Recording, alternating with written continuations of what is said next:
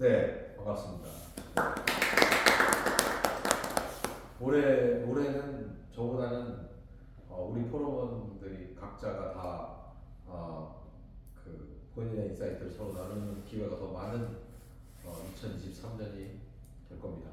그래서 지난달부터 우리가 개별적으로 2인 1조로 그 프레젠테이션을 시작을 했는데, 지난번에도 굉장히 나름 의미 있는 내용의 발표를 두 팀한테 들었고, 오늘 또 두 팀이 발표를 하실 예정인데, 지난번에 저도 사실은 두 가지 아이디어를 갖고 와서 지난주에 얘기를 했어요. 보셨어요? 스티브? 올라온 거 하나밖에 안 올라왔어. 네. 제가 올라온 거 하나밖에 안 올라왔어. 두 개를, 아니요, 영상도 두 개 올렸어요. 네, 영상도 두 개 올렸으니까 네, 못 보신 분들 보시고, 오늘 또 두 개를 발표를 할 건데, 팀 이름 정했습니까? 우리 기영 피부. 네? 기영 기영 티브 졌어요. 오늘 토마스하고 에드워드 팀이 저기 다들 생각 때문에 기영 피부. 못 하는데, 피부. 팀 이름 정하는 거는 PT 준비하는 것보다 어려울 수도 있고 쉬울 수도 있어요. 네. 팀 이름을 왜 정하라고 그랬겠습니까? 왜 정하라고 그랬을까요? 팀 이름을 정하라는 팀 이름을 제가 왜 정하라고 했을까요? 협동심. 네, 협동심, 소속감, 기왕 이제 팀이니까 팀 마인드를 가지고, 그게 이제 첫 번째 이유일 수도 있고요. 그 팀 이름을 정하는 과정이 저는 좀 의미가 있다고 생각합니다. 무슨 말이냐면, 팀 이름을 정하기 위해서는 생각을 해야 되고, 창의적인 생각을 해야 되거든요. 네, 저기 기영 TV처럼 굉장히 창의적이잖아요. 네. 창의성 때문에. 융합을 신청하셨어요. 진짜 오랫동안 한 3초 정도 생각하시고 진행된 이름 같습니다. 그래서 어찌됐건 이런 과정을 우리가 평상시에 본업을 하는 과정에서는 여러분들이 하기가 쉽지가 않아요. 사실은 회사의 기획부서에 있다던가 마케팅 부서에 있다던가 이런 어떤 크리에이티브한 생각을 계속 해야 되는 자리에 있으면 이런 게 생활화되어 있지만, 그렇지 않은 제조업도 있으시고 물류업도 있으시고 그다음에 또 IT 영업도 하시고 그다음에 이제 데이터 다루는 일을 하고 하다 보면, 사실 이쪽이 다 어떻게 보면 일종의 엔지니어링에 가까운 지금 위치에 가 있기 때문에 크리에이티브 쪽하고는 상당히 멀리 있어요. 네. 근데 여러분들이 우리가 이렇게 만나서 한 달에 한 번이라는 게 시간이 굉장히 적거든요. 네. 이 텐션을 유지할 수가 없는 사실은 이 빈도입니다. 한 달에 한 번. 기억이 안 날 때쯤 우리는 다시 만나고 있는 거예요. 원래는 아까 제가 공유해드렸던 나선대학처럼 일주일에 한 번씩은 봐야 이게 어느 정도 효과가 있어요. 근데 우리가 효과가 한 달에 한 번밖에 안 만나는데도 불구하고, 기왕에 지금 거의 좀 있으면 1년이 다 돼가는데, 우리가 만난 지 시작한 지 1년, 이게 9차예요, 9차. 1년이 다 돼가는 과정에서 우리가 스스로 시간을 어떻게든 9번을 만약에 만났는데 9번을 일주일에 한 번씩 만났어봐요. 지금보다 훨씬 더 우리는 발전에 있었을 수 있습니다. 집중했으니까. 근데 우리는 집중하는 게 굉장히 부족하다는 거죠. 물리적으로. 그렇기 때문에 평상시에 여러분들이 좀 창의적인 생각, 우리가 단톡방을 만들어 놓는 이유가 그런 게 있어요. 예를 들어서 레오님이 회사에서 업무를 하시다가, 아니면 뭘 하시다가 고객의 어떤 애로사항이 발생을 했어요. 어떤 창의적인 생각이 필요해요. 그럼 우리끼리 왜 그걸 공유를 못하는 거겠습니까? 우리의 의견을 얼마든지 물어볼 수 있어요. 이제 지금쯤이면은 어느 정도 동지의식이 생겨야지 정상이고, 우리는 동지이고, 그 다음에 다른 모임에 비해서 저는 매일 아침 신문 올리는 것도, 우리 지금 14군데 단톡방이 올거든요. 매일 아침에 14군데 단톡방을 올리는데, 단톡방이 한 30개는 되지만 그 중에 14개만 선별해서 올려요. 나머지까지 올리면은 시간도 너무 오래 걸리고, 그 중에 제일 처음 올린 데가 우리 포럼입니다. 포럼에 몇 번 올리고 그 다음에 이제 다른 데 올리기 시작했어요. 물론 신문 보기를 우리 BK가 추천해줘서 제가 신문 보기를 하기 시작한 것도 있고, 그 이유는 우리 포럼은 다른 모임 대비해서 이 동지 의식이 필요한 모임이고, 그리고 지금까지 저도 투자했고 여러분도 투자해서 드린 시간이 굉장히 소중한 시간이 되고 뜻깊은 시간이 되려면 성과를 내야 되고, 성과를 내기 위해서는 좀 더 우리가 그 본인의 어떤 상황을 공유하고 편하게 서로에게 의견을 묻고 도움을 구하는 그런 단톡방이 활용이 돼야 된다고 저는 생각해요. 그러니까 평상시에 친한 사람한테 전화하는 것처럼 우리 단톡방을 여러분들이 좀 활용을 해주셨으면 좋겠습니다. 이해하셨죠? 선생님? 네. 그래서 지금 이제 팀 이름 여기 아직 안 정해지신 것 같은데, 팀 이름 정해서 한번 발표하고 디벨롭이 어느 정도 될 수 있는 아이디어 같으면 디벨롭을 시킬 거고, 만약에 디벨롭이 되지 않으면 팀을 해체할 겁니다. 팀을 해체해서 다시 재결성, 다른 사람하고 다시 한번 또 팀을 해보고, 이런 식으로 우리는 계속 아이디어 내는 연습을 할 거고, 이거 진짜 쌍방한데 우리 모두가 그런 공감이 드는 아이디어에 대해서는 우리 모두가 같이 디벨롭을 시키는 과정을 올 한 해 동안 해봤으면 좋겠고요. 그러면서 추가적으로 했으면 좋겠는 게 다들 바쁘다고 정신없다고 뭐 이렇게 생각들 많이 하시겠지만, 바쁜 가운데도 또 한번 해보면 되는 일들이 있거든요. 그거를 자꾸 제가 이제 지금까지 여러분들한테 1년 가까이 되는, 1년까지 안 됐지만 한 얼마 됐죠? 한 8개월 됐죠? 8개월 동안 특별한 숙제를 준 적 없잖아요. 그죠? 한 달에 한 번 이 자리에 모이는 거 말고 뭐 특별한 숙제를 드린 적이 없어요. 지난번 발표 때 빼고는. 그리고 사실 발표를 한 달 동안 준비합니까? 그거 아니잖아요. 그죠? 한 2시간 아니면 4시간 아니면 하루 정도만 바짝 집중해갖고 이렇게 해왔잖아요. 생각은 한 달 동안 했어요. 네. 그러니까 진짜 요거 괜찮겠다 싶은 것들은 제가 제안을 할게요. 그 대표적인 케이스는 이제 독서입니다. 네. 이제 독서도 같이, 그래서 어떤 책 한 권을 제가 읽은 책 중에 이거 진짜 괜찮다 하는 거를 추천을 드리면, 그걸 갖고 이제 다음번 포럼에 잠깐 그 독서 읽은 책에 대해서 토론을 하고, 그러면 진짜 본인한테 무조건 이건 얻는 시간이 돼요. 왜냐하면 책은 우리가 이 포럼 하는 시간은 2시간에서 3시간 동안 하지만, 책은 여러분들이 일주일 동안 읽을 수도 있고 2주 동안 읽을 수도 있고 뭐 한 달 동안 읽을 수 있어요. 책을 읽는 거는 굉장히 많은 내용이 들어있어요. 이 포럼 하는 거 시간보다. 그렇기 때문에 그것도 굉장히 여러분들한테 도움이 많이 될 거다. 뭐 책 워낙 많이 읽는 뭐 BK님 같은 경우에도 당연히 오케이죠. 네.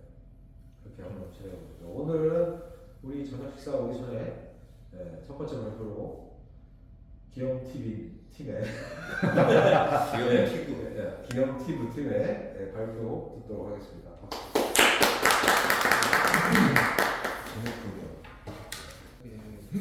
너무 빡세게 왜 시킵니까? 네, 여러분 안녕하십니까. 우리 기영TV 팀의 기영입니다.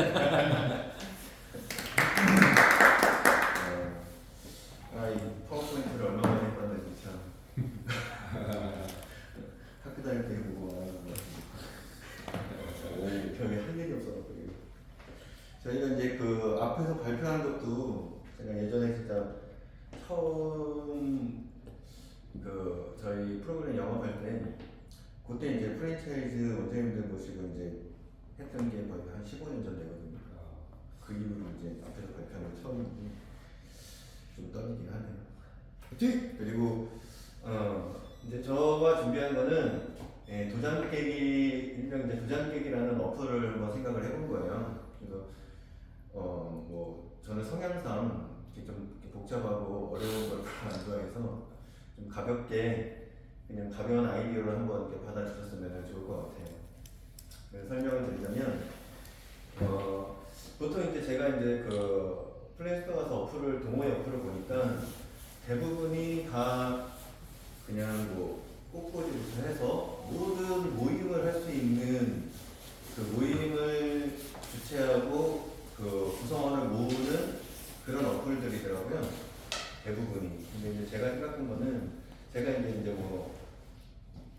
당구, 골프, 뭐 축구 이런 종목을 하다 보니까 요즘 이제 뭉쳐 산다가 이제 다니면서 도전대회를 하고 있잖아요. 이제 거기서 이제 아이디어를 얻은 건데 되도록 인기 스포츠 종목만 선별을 해서 그래서 이제 지역별로, 연령별로, 종목별로 이제 쭉 카테고리를 만들면 그 한 카테고리 안에서 서로 대결을 신청하고 전적을 쌓아서 순위를 이제 자동적으로 저희가 이제 매겨줄 수 있는 프로그램을 하나 만들어 본 거예요. 이거 이렇게 넘기면 되는 건가? 다음 주. 그래서 운영 방안은 일명 선택과 집중입니다. 다양한 동호회 중에서 인기 종목 위주의 스포츠 클럽을 대상으로 유소년, 청소년, 성인 체육을 이제 크게 연령별로 구분을 하고 또 이제 동아리들이 회원 모집뿐만이 아니라 그 대결을 통해서 서로 간의 승부욕을 계속해서 이 동호회들 간의 그 실력 향상과 순위 경쟁을 통해서 뭔가 우리가 조금 더 모여서 연습을 좀 더 해야겠다 이런 동기부여 또 이제 누군가와 대결을 하고 이기고 지고 할 때의 성취감 그리고 이 동아리 활동이 자기들 모임뿐만이 아니고 다른 팀들하고 이제 교류를 할 수 있다는 좀 이제 흥미와 몰입감을 좀 유도하는 게 제가 이제 추구했던 방향이고요. 그래서 이제 조사를 딱 해보니까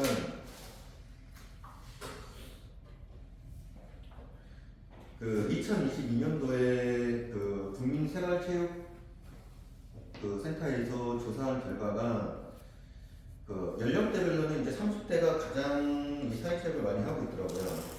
그리고 그 동호회 가입률은 축구하고 풋살이 1위고 그 다음 골프, 3위가 배드민턴, 4위가 볼링, 5위가 테니스.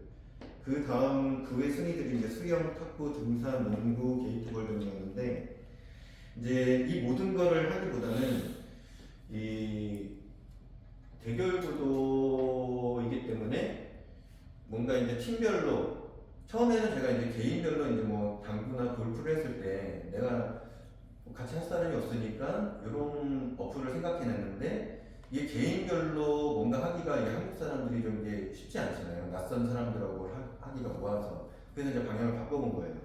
그래서 이제 그 유소년 중에서도 풋살팀 각 학교별로 아니면 각 지역별로 풋살팀이 있을 거고 축구팀이 있을 거고 야구팀이 있을 거고 이제 그 유소년 농구대회도 있더라고요. 근데 배구는 제가 이제 한번 껴놓은 거고 배구 같은 경우도 서울시 같은 경우는 그 중고등학생들은 대회를 해요. 아마추어 대회. 그러니까 꼭 학교의 배구부가 아니더라도 서울시에서 이제 그 무슨 교육장배, 시장배 대회를 하면 학교에서 이제 선발해서 급조해서 이제 학생들 만들어서 그런 식으로 이제 대회를 하기도 하더라고요. 그래서 이제 일단 배구까지 넣어봤고, 뭐 청소년은 말 그대로 이제 중고등학생들이고, 청장년은 대학팀이나 아니면 이제 그 외에 사회체육팀 그런 거를 이제 봐서 이제 그래서 이제 청장년 같은 경우는 축구, 야구, 농구, 배구, 그다음에 조금 더 넣은 게 이제 테니스, 배드민턴, 볼링 등이에요. 이제 서로 팀을 이뤄서 경기를 할 수 있는 종목들을. 그래서 이제 뭐 그 동호회 가입률은 축구, 풋살, 뭐 배드민턴, 볼링, 테니스 이렇게 있는데 그 동호회 인구가 가장 많은 거는 배드민턴이더라고요. 동호회 수가 이제 배드민턴이 48,000, 축구가 41,000, 탁구가 뭐 4,100 이렇게 쭉 떨어지긴 해요. 동호회 수는. 그래서 이제 탁구까지가 아마 될 것 같기도 한데 일단은 제가 이제 예를 들어서 이런 식으로 좀 축약해서 요 대결 구도를 할 수 있는 스포츠만 골라서 이제 하고 싶은 거고.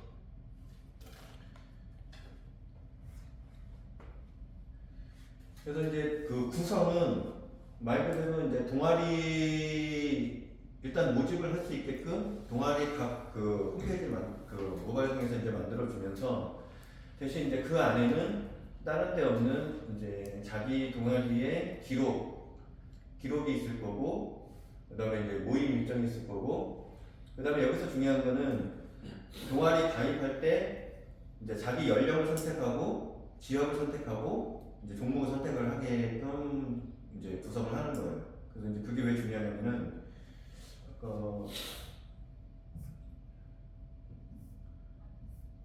왜 이렇게 빠졌네. 그 세 가지 그 기준이 이제 우리 팀이 어떤 팀하고 대결할 때 참고사항이 되는 거죠. 이제 가까운 지역, 그다음에 같은 연령대, 그다음에 이제 종목은 마찬가지고 그렇게 해서 기획을 해봤고요. 그래서 이제 이렇게 대결을 하려면은 이제 저희 그 플랫폼에서 지원할 수 있는 방향, 그 대결을 좀 이제 이끌어내야 되니까 그 지원할 수 있는 방향이 첫 번째는 우리가 이제 장소 협찬을 장소를 구하는데 도움을 좀 줘야 되지 않나. 그래서 각 지역별로 종목별로 이제 검색을 해보면 이게 뭐 풋살 경기장 현황, 아니면 뭐 축구 경기장 현황, 배드민턴 경기장 현황들이 있더라고요. 이제 그런 거를 저희가 공유를 해주고, 그 다음에 이제 알림 기능을 넣어서 어떤 동호회가 만들어졌다거나 아니면은 어떤 동호회가 어떤 동호회인데 대결을 성사했다거나 이런 거를 이제 각 모든 이제 구성원들한테 이제 알림을 보내주는 거예요. 그래서 이렇게 진행이 되고 있구나라고 하고, 각 종목별로 이제 이런 식으로 이제 월간 리그, 승무패 이런 거를 좀 이제 해갖고 서로 이제 승부욕을 좀 이제 북돋아주고자 하는 계획을 이제 하고 있습니다. 그래서 이제 만드는 건 좋은데 이제 이걸 통해서 이제 수익을 해야 되잖아요.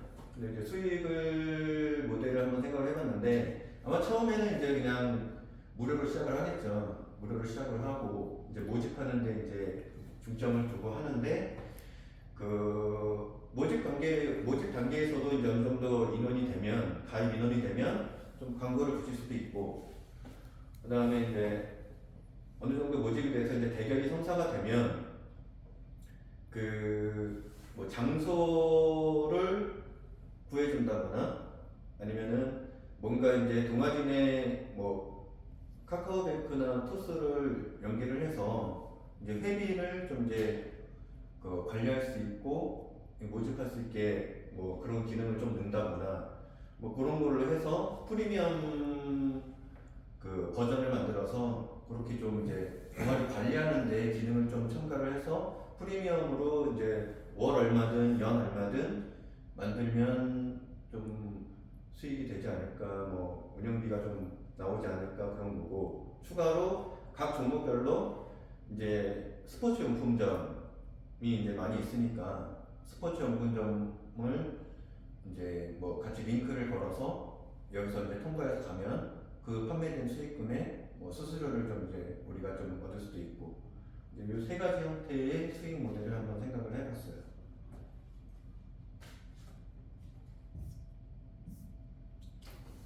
그래서 마무리입니다. 국내 유일의 대결 성사 동호회 어플로 스포츠 동호회 활성화와 지역 간 종목 간 이슈를 만들어서 새로운 수익 모델의 가능성에 도전한다. 이게 어느 정도 이게 모든 종목이 제가 생각할 때는 모든 종목이 활성화되기는 어려울 거고, 그 중에서 한두 리그만 이게 터져도 이게 뭐 인스타도 될 수 있고 뭐 방송에 좀 나올 수도 있고 그런 식으로 한 번만 이제 방송에 한 번만 타게 되면 이게 또 이슈가 돼서 조금 더 폭발적으로 가입자도 늘어질 수도 있고 좀 그렇게 되지 않을까 생각합니다.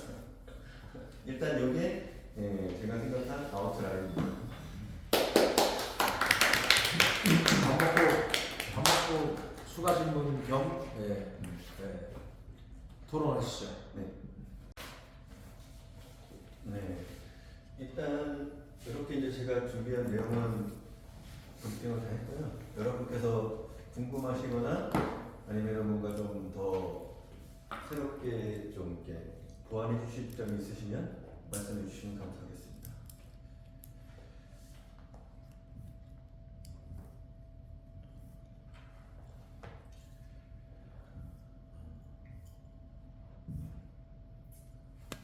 없어요?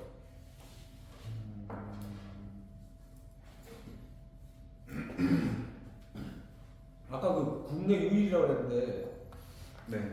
국내 유일인 걸 봤습니다. 네. 그 이제 축구 동아리 하나가 네. 있는데 그거는 이제 대결 신청은 아니고 그 주변에 어떤 팀들이 있다는 걸 알려주는 건 있어요. 그 사회체육 분야는 굉장히 그 정부나 지자체에서 그 지원하기가 좋은 분야로 알고 있거든요. 네. 그래서 그거를 어떻게 끌어들일 수 있는 방법을 정부 지원이나 지자체 지원이나 하여간 이런 어떤 지원을 끌어들일 수 있는 방법이 있으면 좋을 것 같은데 사실 지역별로 그 저희 공설운동장이라든가 아니면 지역 그 스포츠 센터 그러니까 지자체에서 운영하는 스포츠 센터들이 많이 있잖아요. 네. 그런 거를 그 예약을 하는 게 사실 동호회간에도 서로 눈치 싸움하고 뭐 선점하는데 막 그 하고 막 이런 게 많이 있는 거 그런 거 알고 있어요. 그래서 그런 거를 만약에 이 어플을 통해서 좀 더 쉽게 하거나 아니면 어떤 그 어드밴티지가 있는 부분이 있으면 굉장히 그 어플을 살리기가 좋지 않을까. 예. 그래서 이제 그 아까 그 스윙 모델 중에 그 뭐지 장소 협찬 부분이잖아요. 지금 그 요즘 이제 제가 그 어플 중에 또 신기하게 생각했던 게 케이블링 그 음식점 미리 예약해서 줄 서주고 이런 거 있잖아요. 이제 그런 기능을 해가지고 대결을 신청해서 그 희망 경기장을 이 어플을 통해서 이제 하면 예약을 대신 해주면서 그렇게 저희가 이제 수익으로 그거를 할 수 있는 것도 있겠더라고요. 보니까. 네. 그래서 이제 테이블링 뭐 이런 것처럼 각 그 지역별 그 어디야 국민체육센터인가? 체육 무슨 진흥인가? 거기가 저희가 리스트업이 되기 때문에 그런 예약 게임으로서도 우리가 그 수익으로 할 수 있겠죠. 그 부분을 저희가 처리를 해줍니다. 그러니까 민간 체육관 민간 그 저기 배드민턴 같은 경우에는 그 배드민턴이나 농구 같은 경우에는 실내 코트 민간에서 하는 것도 사설로 하는 것도 많아요. 네. 그런 것도 데이터를 모으면 좋긴 좋은데 사실은 이 배드민턴이나 농구나 축구나 그 동호회들이 굉장히 역사가 길고 굉장히 오랫동안 어떤 시스템이 다져져 와 그 바닥에서 다져져 탁구도 그렇고요 다져져 있기 때문에 사실 자기들끼리 리그는 사회인 리그는 굉장히 활성화돼 있어요. 네. 그러니까 이미 대결에 목마르지는 않을 수 있어요. 네. 대결이 목마르지는 않을 수는 있는데 이건 어떤 전광판 기능을 할 수가 있잖아요. 네. 그 어떻게 보면 몇 대 몇 승 몇 패 이런 그 대회라는 거는 네. 뭐 1년에 한 번, 뭐 이런 식으로 이제 정기적으로 하는데 그 대회에 참가하는 팀들은 어느 정도 수준이 있는 팀들이고 사실 요거는 그 각 동아리마다의 실력을 우리가 쏟아할 수는 없어요. 그리고 이거는 언제든지 자기들끼리 운동을 많이 하는데 한 달에 한 번 정도는 뭐 다른 팀하고 한번 해볼까? 이런 좀 흥미로 시작을 할 수도 있는 거고 그렇게 흥미로 시작하다 보면 전적이 쌓일 거고 전적이 쌓이다 보면 뭐 어떤 팀이 한 3승을 4승 막 이런 거 하고 있어. 우리가 저 팀하고 해볼까? 이런 식으로 좀 그 도전 정신을 좀 이제 이끌어낼 수 있는 거고 그러다 보면은 이제 스스로 자기를 일으키기에는 그거랑 전국 대회랑 상관없이 이 어플 내에서 또 경쟁심이 붙을 수 있다는 거죠. 그러니까 그 얘기예요. 그러니까 이 어플이 있음으로 해서 좋은 점이 그 전광판 기능 그러니까 우리가 그 카페 같은 데가 많이 동호회들은 대부분 카페, 밴드 이런 거를 활용을 한단 말이에요. 거기서 이제 그 동아리 회장이나 총무나 이런 사람들이 다른 동아리랑 서로 전화해갖고 얘기해가지고 뭐 합시다. 아니면 농구 같은 경우는 농심이라는 카페가 있어요. 그 카페 안에서 서로 대결을 하거든요. 대결 붙고 뭐 서로 공지해갖고 언제 우리 게임 하실 팀 연락 주세요 해갖고 하고 그래요.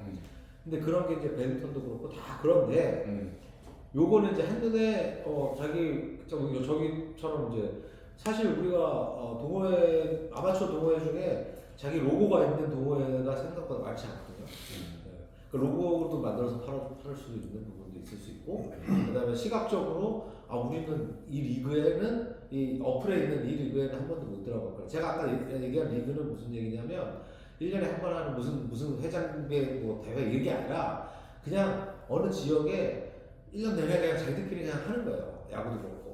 그런 게 있어요. 예. 그런 것들이 꽤 많이 있거든. 그런 거를 이제 어떻게 보면 이 어플로 끌어들여서 하는데, 예를 들어 디자인이라든가 아니면 이제 발품을 참 많이 팔아서 최대한 전국적으로 많은 팀을 유치하고, 그리고 이제 경기장도 많이 유치해야 되고, 처음에 노가다를 많이 해야 되겠죠. 그리고 이제 확장성에 대해서는, 그러니까 확장성하고 지속 가능성을 생각을 항상 해야 되는데, 확장성에 대해서는 이거는 글로벌로 뻗어가기 좀 힘들다. 예. 글로벌 시장을 보기는 좀 힘들 수 있겠다. 두 번째는 그 지속 가능성에 대한 부분은 충분히 지속 가능한 부분. 그러니까 이게 브랜드를 갖게 되면 전국의 모든 사회체육인들은 기본적으로 가능한 어플이다라는 이제 브랜드를 갖게 되면 지속 가능은 충분히 가능하겠다. 거기서 보건복지부나 이제 우리나라 체육국하고 이제 연결을 해갖고 충분한 지원도 받을 수 있고 그렇게 할 수 있는 부분이 있지 않을까, 그런 생각이 듭니다. 네. 질문하실 거 없어요? 저는 생각할 때 이거 보면서 생각났던 게 김캐디였어요. 김캐디. 네. 그러니까 어쨌든 어플에 내가 동호회 활동을 하는데 이 어플에 들어갈 이유를 찾아줘야 되잖아요. 그러면 그거의 시작은 그걸로 보거든요. 경기장을 빌리는. 그러면 이제 어플을 만든 사람이 축구장이 됐든 사설 축구장 뭐가 됐든 그 김캐디 사장처럼 일일이 다 쫓아다니면서 우리 앱에 좀 입점 좀 해주십시오. 요거를 해서 내가 그 경기장 인프라를 쫙 미리 갖고 있으면 그거를 통해 갖고 걔가 활성화가 되면 이 동호회를 이제 그 후에 이제 유치하는 이런 접근 방식으로 나가면 이게 좀 더 합리적이지 않을까 이런 생각이 좀 듭니다. 그래서 가장 중요한 게 이제 경기장인 것 같아요. 경기장이고 지역을 어떻게 좀 이렇게 구분해서 관리를 하느냐 이렇게 되는 거고, 그래서 사실은 이렇게 이제 여러 종목들이 있지만 제가 볼 때는 요즘 가장 1순위로 활성화시킬 수 있는 게 풋살이에요. 풋살이요? 네, 왜냐면 풋살이 지금 골대녀 때문에 여성 그룹들도 많이 생기고 있고 경기장도 지금 많이 생기고 있고 또 인원도 딱 여러 명 없이 그냥 적당하게 10명 이내에서 이제 해결할 수 있는 경기이기 때문에 그런 풋살하고 이제 배드민턴이 워낙 많이 활성화되어 있고 경기장은 좀 이렇게 수집하기가 좋기 때문에 그런 부분에서 먼저 이제 좀 이렇게 활성화가 좀 이끌어지지 않을까라는 생각을 해요. 왜냐면 축구, 야구 이런 거는 이미 이제 뭐 전문 체육인부터 해갖고 여러 단계가 너무 활성화되어 있기 때문에 이제 조기 축구 정도가 이제 어떻게 여기서 이제 이루어지느냐, 이제 그 팀들이 어떻게 이제 여기에 참여하느냐가 좀 축구 같은 경우는 그런데 제가 볼 때는 여러 종목 중에서 이제 풋살하고 배드민턴, 테니스 정도까지가 조금 더 활성화되기가 쉽지 않을까라는 생각을 해요. 테니스 같은 경우도 그 각 아파트마다 다 그 모임이 있거든요. 근데 이제 그 아파트 사람들이 각 시대회를 이제 하는 경우가 많은데 그거는 이제 아까 말씀드린 정기적으로 하는 거고 매주 모여서 이제 경기를 하다가 이 어플을 통해서 이제 원하는 팀하고 이제 경기할 수 있는 언제든지 자기들이 이제 팀을 구성해서 모일 수 있는 그런 인프라가 테니스하고 배드민턴하고 풋살 정도가 좀 우선적으로 좀 진행이 되지 않을까 싶은 거예요. 그래서 말씀하신 대로 뭐 수익 같은 경우는 이제 뭐 경기장 예약이라든가 뭐 그런 쪽에서 이제 나올 수가 있는 거고. 당구도 왜 안 나요? 당구? 당구가 당구를 제가 제일 처음에 생각을 했는데 당구 때문에 더 당기가 나와요. 당구 때문에 생각을 했는 거예요 처음에. 네. 당구 때문에 생각을 했는데 당구 같은 경우는 사실은 각 요즘 이제 대대 부장들이 이제 많이 생겼잖아요. 그리고 당구 같은 경우는 이미 어플이 있어요. 자기 개인이 있어서 자기 전적이 거기 이게 당구장 가면 자기 아이디를 넣으면 자기가 몇 승 몇 패 다 나와요. 누구랑 쳐도. 근데 그게 벌써 어플이 두세 가지가 있더라고요. 내가 어디 가입하면 근데 어떤 당구장은 이게 깔려 있고 어떤 당구장은 이게 깔려 있고 그게 있기 때문에 굳이 여기서 하기도 좀 애매하고 모르는 누군가한테 신청하는 것도 되게 애매하고. 당구는 프로그램이 있어요? 예. 그럼 그거를 좀 약간 참조할 수 있는 건가요? 어느 정도는 할 수 있죠. 실패하고 그런 전적하는 게 거기는 이미 왜냐면 이제 쉽게 말하면 다마소를 쏘겠잖아요. 모르는 사람하고 할 때. 근데 이제 자기가 거기서 나는 몇 점 친다가 이미 기록이 돼 있고 그래서 몇 점 치는 사람하고 뭐 몇 번 싸웠는데 몇 번 몇 승 몇 패다 이런 게 다 자기 전적이 나와요. 그래서 속일 수가 없어요. 대대는. 그래갖고 이제 그런 걸 착안해서 그걸 이제 다른 스포츠로 제가 이제 생각을 옮겨본 거예요. 그런 생각. 그리고 이제 개인 아까도 말씀했지만 골프나 당구나 뭐 이렇게 개인이 모르는 사람한테 이제 대결 신청해서 이게 만난다는 게 되게 낯선 사람하고 뭔가 한다는 게 사람들이 약간 거부감이 처음에 거부감과 두려움이 있기 때문에 단체 종목이 좀 낫겠더라고요. 그래서 이제 단체 종목 쪽으로 바꿔본 거예요.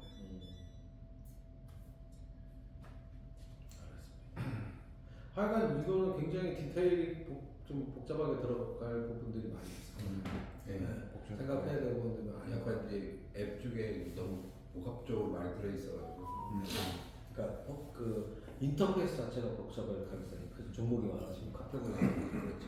그리고 그 종목마다 룰도 다 다르고 구장도 다 다르니까 마치 그러니까 가장 간편하게 가려면 당근마켓 같이 당근마켓도 굉장히 카테고리는 다양하지만 근데 가장 이제 그게 그래서 사실은 아까 선택과 집중을 한다는 게 일단 종목 선택에 있어서 너무 이제 여러 개를 한다기보다는 지금 요 정도만 해도 사실 복잡하긴 한데 이제 대결 방식만 정해주면 되거든요. 근데 안에서 복잡할 건 없고 이제 대결 신청하는데 단체전을 할 것이냐, 개인전 아니면 단식, 복식 요 네 가지만 심어주면 단체전에서 몇 승 몇 패. 그리고 이제 이 팀하고 이 팀하고 했을 때 이제 배드민턴이나 테니스 같은 경우는 개인전, 복식전 해갖고 전체 승 몇 패. 그러니까 종목별로 그것만 조금 구분을 해주면 이렇게 구성은 되지 않을까라는 생각을 해봤어요. 이렇게 질문 없어요? 질문이나 본인 의견? 저는 어플리케이션이 너무 무거워질 수도 있겠다라고 생각을 했었는데 그거는 방금 다 말씀해 주셔가지고 이게 뭐 네이버 밴드도 비슷한 게 심어야 될 것 같고 그 다음에 뭐 대결이라고 하니까 뭐 아까 전에 김캐리나 골프존이나 뭐 이런 것처럼 그런 것도 좀 심어야 될 것 같고 그 다음에 지역별 그 다음에 종목별 연령별 이런 걸 또 다 심어야 되니까 유저들이 이게 하나 카테고리별로 하나하나 찾아 들어가는 게 굉장히 좀 그 여러 카테고리를 거쳐서 또 들어가야 된다는 점을 봤었을 때 이거 깔았다가 그냥 바로 지우지 않을까 약간 그렇게 유저들이 많이 모이고 나한테 이제 야 이게 꼭 필요한 어플이다 뭐 이제 그런 게 아니면 이제 저 같은 경우에도 깔아보고 너무 인터페이스가 복잡하거나 카테고리가 깊거나 이렇게 되면 그냥 지워버리거든요 그냥. 네. 이거 같은 경우는 어떻게 보면은 그 어플 내에서 나타나는 거는 팀이에요. 그리고 어플 내에서 나타나는 건 팀이고 개인은 사실은 동아리 가입하듯이 팀을 만들면 개인이 그 팀에 들어가요. 회원가입을 해서 그 팀을 선택해서 들어가는 거기 때문에 이거는 개인 어플이라기보다는 그 단체 팀 어플이라고 성격으로 가야 돼요. 아마 그거는 이게 유저 인터페이스로 좀 조절하면 될 것 같고요. 예를 들어서 지금 그 당근마켓처럼 지역에 한정돼서 할 수 있잖아요. 전국에 있지만 그렇죠. 내가 지역하는 거 딱 두 개만 등록할 수 있잖아요. 그런 것처럼 자기가 주로 하는 예를 들어서 주 지역에서 주 종목 예를 들어서 내가 두 개만 하면 축구나 아니면 뭐 배드민턴이면 난 축구가 주 메인이고 두 번째는 배드민턴이야. 선택하면 그거에 관련된 거에 대한 그 동호회만 나올 수 있도록 뭐 한다든지 그거 축구면 축구 관련된 그 부분은 이제 어차피 이제 그 지도 같은 경우는 다 제공이 되니까 가입을 할 때 자기 팀이 어느 지역에 무슨 종목이라는 걸 지정할 거 아니에요. 네네. 그러면은 이제 그 자기가 이제 대결 신청을 할 때 들어가면은 지도가 나와서 종목별로 마크를 해주면 되는 거예요.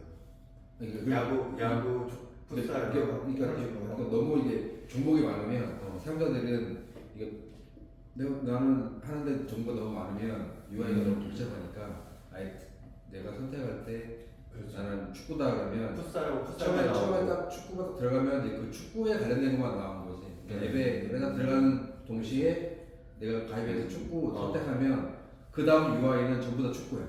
축구 관련된 거가 이제 UI가 축구로만 딱 되어 있거든. 내가 근데 마이 페이지에서 내가 축구에서 예를 들어서 뭐 골프 배드민턴 바꿨다 그러면 그 다음 인터페이스 전부 다 배드민턴에 관련된 거로 UI가 바뀌는 게 이게 심플하게 하기 위해서 뭐 그렇게 하는 것도 하나 UI적인 방법으로 찾아내면 어떨까 뭐 그렇게 생각을 한번 해보는. 그렇게 하면 강제가 좋을 것 같아. 네, 강제가 좋을 것 같아. 예. 뭐 그렇게 네. 뭐 해결사 있으니까. 레나는 질문이요? 네. 없어요? 네. 여기까지 그러면 이상 마치겠습니다. 수고하셨습니다. 완벽한 아이디어잖아요. 오늘 우리가 발표한 아이디어이기 때문에 완벽한 사업 계획을 PT를 해야 되는 거라고 다들 처음에 그런 생각들을 하시게 돼요. 그 강압적으로 수익 모델은 뭘로 찾지? 뭐에서 수익을 발생시키는 게 맞을까? 그다음에 이거 시장은 뭐 어느 정도 시장이지? 국내 시장이냐, 국외 시장이냐, 지역 시장이냐, 아니면 어디까지 이걸 발전시킬 수 있을까? 막 이런 거를 막 생각해서 본인이 기획을 다 해갖고 발표하는 것도 좋은데, 지금 우리가 하고 있는 거는 이 아이디어 어떠냐? 까지예요. 이 아이디어가 어떠냐? 제가 처음에 설명을 그렇게 딱 집어서 얘기를 자세히 안 했는 모양이었는데, 지난번에 우리 토마스가 의료 서비스와 관련된 발표를 할 때도 본인이 그런 부담을 많이 느꼈던 게 느껴졌고, 그 다음에 우리 BK도 사실 스마트팜을 어떤 부분을 구별파서 어떤 니치에 어떤 비즈니스를 만들어 볼까 하면서 이제 시장 조사를 굉장히 깊게 하셨어요.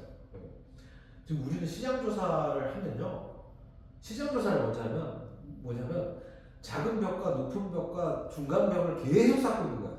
제가 느낄 때는 시장 조사를 먼저 하고, 여기 시장이 작네, 여기 시장이 크네, 여기는 뭐 이미 레드 오션이네, 여기는 이미 뭐 다른 뭐 이렇게 많네, 막 그럴 만큼 우리가 이미 많은 정보를 가지고, 그다음에 우리가 디벨롭 되어 있는 이 피플들이 아니기 때문에 우리는 아이디어를 최대한 많이 내야 되는 겁니다. 우리는 개수로 일단은 해야 돼요. 그러니까 왜 이런 얘기를 하냐면, 근래에 제가 읽은 책에, 근래에 읽은 책에서 무슨 얘기를 하냐면, 우리가 생각하는 레오나르도 다빈치, 베토벤, 모차르트, 이런 사람들 있잖아요. 세계적으로 엄청난 우리가 생각하는 천재들. 이 사람들이 천재냐? 왜 천재냐? 에디슨. 왜 천재냐? 보통 사람이 10가지 아이디어를 생각했을 때 이 사람들은 1000가지, 2000가지 생각하거든요. 베토벤이 뭐 700곡 작곡, 모차르트가 뭐 1200곡 작곡. 근데 우리가 아는 거 지금 모차르트 곡 하면 아는 게 뭐 기껏 몇십 곡이거든. 세계적으로 유명하고 천재라고 얘기해요. 에디슨 발명품 중에 우리 전구 말고 또 뭐 하는 뭐 있어요? 별로 많지 않아요. 그 얘기가 무슨 말이냐면, 최대한 많이 이 머리를 유연하게 만들어서 많이 쏟아내자. 그 무슨 연습을 하는 게 좋냐면, 이거 불편해. 자, 불편함을 자꾸 찾는 거죠. 불편함을. 제가 제일 처음에 작년 6월달에 했던 얘기가 뭐냐면, 불편함을 개선하는 게 창조다라고 말씀을 드렸잖아요. 그러니까 평소에 우리가 불편하다고 생각하는 거를 저도 자꾸 연습을 하고 있어요. 요새. 연습을 하고 있는데 평소에 내가 불편하다고 생각하는 거 이걸 어떻게 생각하면 사람들이 좋아할까? 그래서 지난번에 얘기했던 게 소리 안 나는 뭐 들으니까 아우 시끄러 죽게 되니까 좀 조용한 거 없을까? 이런 것들 있잖아요. 그런 걸 생각할 수 있는 거죠. 그래서 그 이후에 제가 뭐 생각했냐면 그 책이 많아지니까 책을 올려놓을 때가 이제 없는 거예요. 회사에. 막 선반을 살려고 그랬는데 임대 사무실이니까 뭐 못 받고 이런 게 부담스러운 거라 남의 사무실에 나중에 원상 시켜놓으라고 그럴까봐. 그래서 티 안 나게 벽에다 선반을 설치하고 싶은데 티 안 나게 벽에 선반을 설치하고 싶은데 찾아보니까 다 못을 박아야 이게 책을 올릴 수 있겠더라고요. 근데 만약에 벽에 특별한 그거 없이 벽에 특별한 그거 없이 이제 설치할 수 있는 선반 두 가지 조합하니까 이게 나오겠더라고. 요새 붙이면 굉장히 타이트하게 붙는 그 실리콘 테이프가 있어요. 중국산 되게 싸 양면. 그걸 넓게 붙이면 이게 굉장히 타이트하게 잘 붙어 있고 그 다음에 이걸 띄고 나중에 이렇게 해서 띄면 이게 다 뜯어져요. 깨끗하게 뜯어지는 걸 진짜 써봤거든요. 뭐 그런 거를 활용해서 만약에 벽선반을 런칭하면 잘하면 많이 팔리겠는데 저기 어디야 화곡동에 그 판촉물 거리가 있는데 거기서 가구 장사 하시는 분이 대박 났다고 저는 외국어 옛날에 그죠? 아니 태평양인가 어디서 거기서 제가 들었어요. 가구인데 선반 중에 요새 이제 일반 되게 유명해진 선반이면 접는 선반이 있어요. 5단 예를 들어서 4단 렉, 5단 렉인데 이렇게 자바라처럼 쫙 피면은 이제 선반도 써요. 선반을 쓰다가 좁히면 이렇게 좁아지는 거예요. 그런 선반이 있어요. 근데 그 선반 갖고 뭐 50억 팔았어 1년에. 우리 아무도 안 써. 나도 안 써요. 왜냐하면 선반을 설치해서 다 물건을 올려놓고 누가 그걸 왜 적어? 그죠? 그런데 50억 팔았대요. 올려놨다가 필요 없을 때 저걸 긁는 사람들이 우리가 모르는 데가 또 있는 거예요. 생각보다. 그래갖고 50억 팔았다는 얘기가 뭐냐면 그때 나는 50억을 생각하는데 한 달에 2억씩 판다 그랬거든. 한 달에 일주일에 2억씩 판다. 하여튼 그랬어요. 캠핑용으로 쓰는. 네? 캠핑용으로 혹시 쓰나요? 아니요 캠핑용 아니에요. 지금 이만하고 그래요. 집에서 이만하고. 캠핑용으로 팔아도 되겠다. 아니지 쇠. 알루미늄 뭐 이런 거예요. 그래서 그 가정에서 쓰는 가정 가구고 그 사람이 원래는 뭐 칼이랑 도마 이거 해갖고 돈을 또 몇십억 벌어가지고 저기 뭐야 좀 폼나는 거 한다고 딴 거 하다가 다 말하고 역시 나는 이거 그냥 해야 돼 그러면서 그거 개발하고 했는데 그게 무슨 엄청난 특허도 아니고 그래서 지금 다양한 브랜드에서 나오는데 그 사람이 거기가 이제 원조가 돼갖고 환경이 웨스틴 다리미처럼 그런 케이스들이 생긴다는 거죠. 그게 무슨 말이냐면 그냥 불편함을 하나 개선했는데 그런 일들이 생긴다는 거예요. 그래서 우리도 아까 이제 그 기업 팁을 팀에서 발표를 했는데 예를 들어서 그런 발표를 하면 우리는 어떤 원칙으로 거기에 대한 토론을 하냐면 이걸 어떻게 발전시킬까? 그러니까 이거 안 될 것 같은데 그 부분을 어떻게 해결할 거예요? 라는 질문도 좋은 질문인데 가능하면 그 부분을 어떻게 해결할 것인가를 다른 팀이지만 우리 포럼에서 생각해서 서로 의견을 합치는 게 저는 옳다고 봅니다. 두 번째 발표는 우리 레오님 앞으로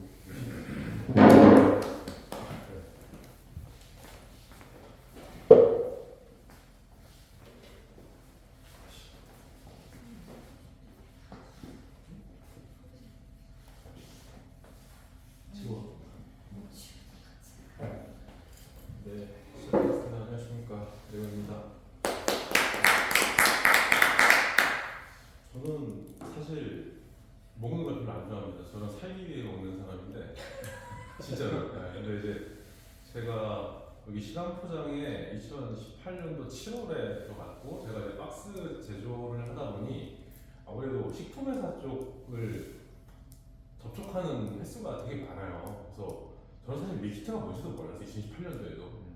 그래서 밀키트가 그냥 뭐 상품 카레랑 똑같은 거 아니야? 뭐 이런 식으로 그냥 생각하고 살다가 이제 어떻게 보면 지금 사회적인 배경과 이슈들과 뭐 이런 천재지변 때문에 이제 밀키트가 한 최근 10년 동안 되게 막 성장을 해오고 있는 거고, 그런 와중에 저는 또 영업을 하루에 제가 차를 한 250km에서 300km 정도를 타요.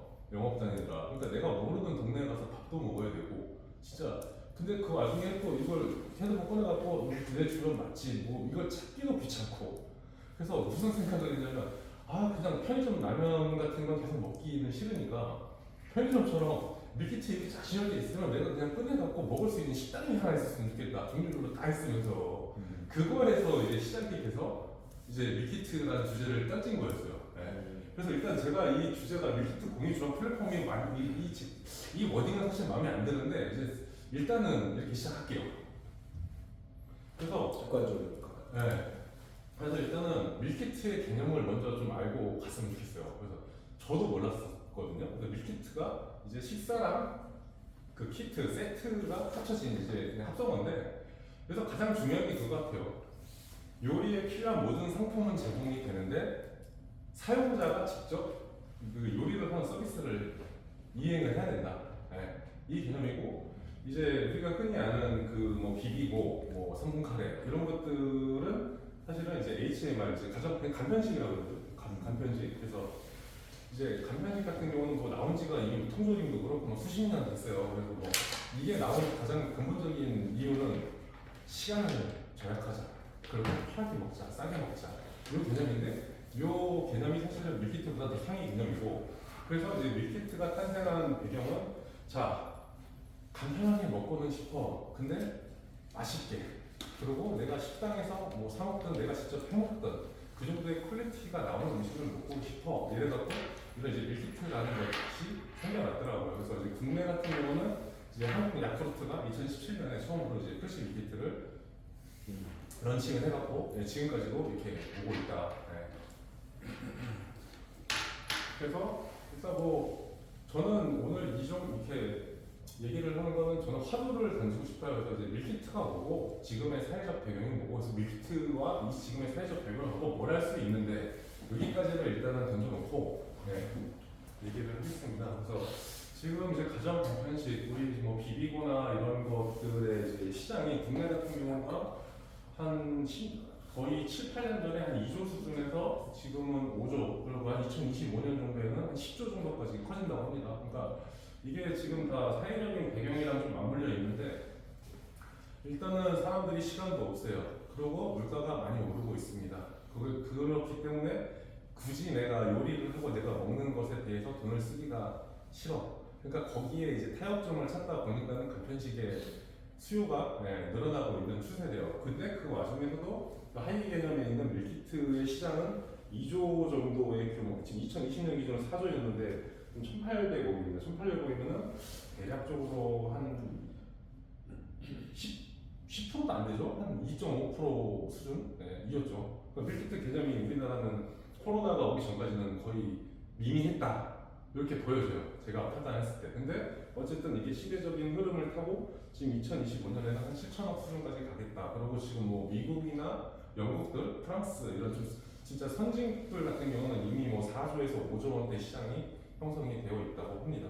그래서 어쨌든 밀키트 시장은 지금 뭐 미국 같은 경우는 조금 주춤하고 국내도 사실은 조금 주춤한 상황이라고는 하는데, 어쨌든 우상향을 하겠다. 이런 내용입니다. 그래서 일단 국내의 밀키트 시장이 어떻게 형성이 돼 있냐를 보면은 아직은 최강자는 없습니다. 중소기업과 대기업이 그냥 간간히 나눠 먹고 있는 수준이고, 이제 중소연합이 뭐냐면 이 프레시즈라는 기업이 뭐 아시는 분들은 아시지만 되게 젊은 사장이 2016년도쯤부터 아마 시작을 했던 사업이에요. 그래서 그때 이 양반이 밀키트를 시작을 하면서 이제 조금씩 규모를 늘렸고, 이 양반이 하다 보니까 한계가 있습니다. 여러 가지 한계가 있어요. 그래서 제조 공장도 없지. 왜냐면 밀키트를 만들고 싶은데 그걸 만들 수 있는 공장이 그렇게 없대요. 그리고 만들어 주지도 않고. 그래서 이 양반이 돈을 좀 벌어갖고 지금 뭔 짓을 하고 있냐면 그 자기가 하고 싶은 밀키트를 만들 수 있는 공장들을 사모으고 있습니다.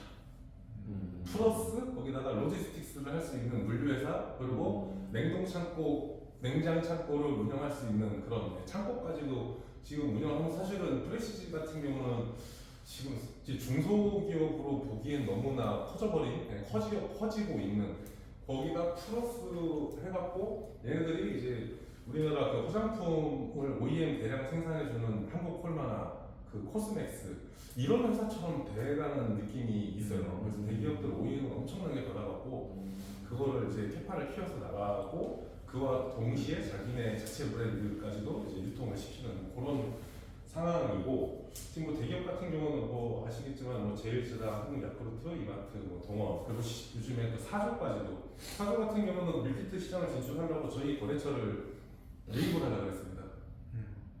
이제 그 정도로 지금 M&A에 되게 적극적으로 하고 있어요.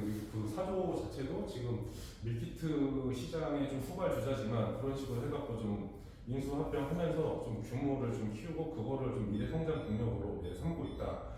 그렇지만 어쨌든 현 시점에서는 지금 대기업도 중소기업도 뭐 시장을 완전히 장악하고 있는 그 플레이어들은 없다. 지금 아직은 춘추 전국 시대다. 이 정도까지 이해하시면 될 것 같습니다.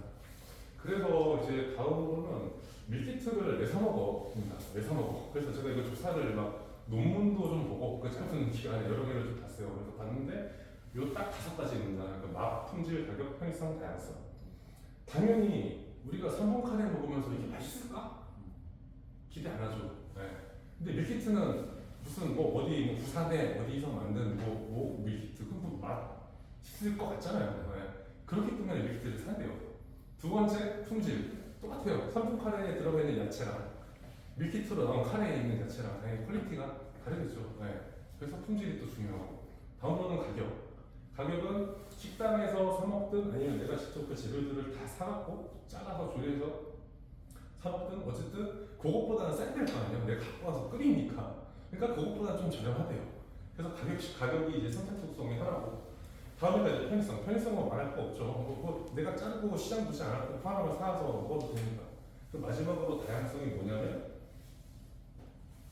내가 먹어보지 못했던 다양한 음식들을 그냥 쉽게 사서 그냥 먹어볼 수 있다는 거예요. 내가 굳이 어디 식당을 가지 않고 내가 굳이 뭐 레시피를 보고 이상한 재료들까지 막 사가면서 그런 이제 발품을 팔지 않아도 다양하게 즐길 수 있다. 그래서 이 5가지 측면을 이제 밀키트 상품에 선택을 하는 데 있어서 가장 중요한 포인트라고 그렇게 그러더라고요. 그래서 다음으로 이제 말씀드릴 게 그러면 왜 밀키트라는 게 뜨고 있을까? 이걸 봤더니 이게 지금 대부분 이제 제가 식품 관련된 학회에서 발표된 논문들의 그런 현대인들의 식생활 라이프 스타일이 어떠냐? 도대체 인간들이 밥을 먹는데 어떤 스타일이 있느냐를 조사를 한 약 10여 년에 걸쳐서 이렇게 쭉쭉 오다 보니까 지금 크게 이제 뭐 5가지 정도예요. 내가 이제 한입 써서 좀 줄여버렸는데 식품 탐험형의 인간이 있고 그냥 단순하게 트레이닝도 추구형 지금 같은 경우는 뭐 마라탕 먹는 뭐 이런 그리고 편의 추구형 그냥 가볍게 간단하게 빨리빨리 그리고 경제 추구형 단가 그리고 그 다음으로 오는 게 건강 중시형이더라고요 요새. 그래서 이제 좀 가볍게 먹고 단백질, 유당 이런 거 들어가는 거 먹지 말고 식물성으로 먹자. 이러면서 이제 우리 현대인의 그 식생활 라이프 스타일이 요 정도로 이제 좀 축약이 되어 있다 말씀드립니다. 방금 바이킹 그거 뭐예요? 레퍼런스. 논문. 레퍼런스. 저는 이거를 무조건 써야 된다고 배웠었어가지고. 그래서 이제 국내는 이렇고 그리고 이제 밀키트의 우리가 개념과 그리고 그냥 국내 시장 그리고 밀키트를 선택하는 속성 그리고 이제 요즘 사람들의 식생활 라이프 스타일을 이제 봤죠. 그러면 해외 밀키트 시장의 트렌드가 뭐냐를 봤는데 이게 해양수산부랑 한국해양수산개발원에서 이미 2022년도에 조사를 좀 했더라고요. 그래서 유럽이랑 아시아 두 군데를 나눠서 했고 유럽 같은 경우는 지금 이제 뭐 러시아 우크라이나 전쟁도 있고 그리고 뭐 그 유로존이 좀 파괴가 됐고 뭐 영국 브렉시트 뭐 등등등등 이래갖고 물가 상승이 계속 됩니다. 그래서 지금 고기나 이런 값들이 너무 올라버린 거예요. 올라버렸기 때문에 좀 싸게 먹자 이런 트렌드가 좀 자리를 잡고 있다. 그리고 이제 단순히 영양 측면에서의 식품 제공에는 그 진짜 실제로 그 밀키트를 사는 소비자의 수요를 충족시키는 뭔가 차별화된 뭐 그 제품의 포인트를 갖고 밀키트가 만들어진다. 그러니까 제가 그때 지난주에 한번 언급했었어요. 영국에 있는 한 몇 조 정도 되는 밀키트를 파는 회사가 있는데 그 회사가 그 밀키트를 파는 데서 식물을 이런 식으로 키워갖고 담게 해서요. 그런 식으로 뭐 차별화를 그렇게 이렇게 진행이 됩니다. 뭐 프랑스 같은 경우도 밀키트로 되게 유명한 회사가 있는데 거기서는 무조건 냉동으로 밀키트를 파는데 그 냉동 기술이 어마어마해갖고 실제로 개를 해동시켰을 때 생물과 개의 차이가 거의 없다고 합니다. 그 정도 같은 그런 차별화를 하고 있고 이제 선진국이다 보니 건강에 신경을 쓰면서 이제 신선한 제품의 인기가 높아지고 있다. 유럽 쪽은. 그런데 아시아 쪽은 사실 좀 의외였어요.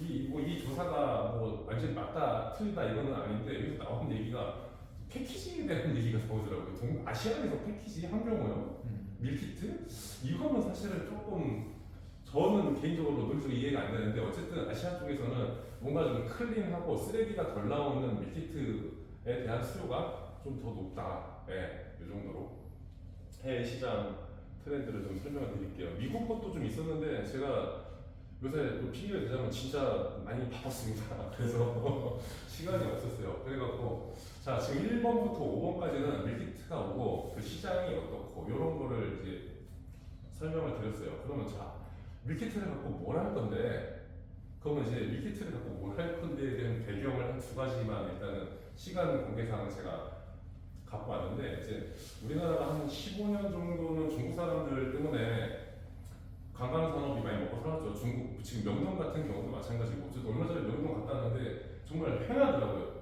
아무것도 가게도 너무 빈 가게들이 많고 하는데 어쨌든 그 자리를 지금 고맙게도 동남아시아 그러니까 뭐 베트남, 태국, 싱가포르, 말레이시아, 인도네시아 이런 사람들이 와서 놀아준대요. 관광을 와준대요. 근데 얘네들이랑 중국 사람들이랑 다른 게 뭐야? 얘네는 무슬림이 많아. 그러니까 돼지고기를 먹으면 안 되는데 돼지고기 안 들어있는 한국 식당을 찾을 수가 없네? 그러고 뭔지도 모르겠어. 그러다 보니까 요즘에 그 명동에 가면 그 노점산 가운데 줄 쫙 서 있는 것들 있잖아요. 거기서 무슬림을 고용한답니다. 대빵이. 그래서 뭘 하냐? 할랄 푸드를 만든대요. 한국식 할랄 푸드를. 근데 그게 그렇게 장사가 잘 된다고. 네.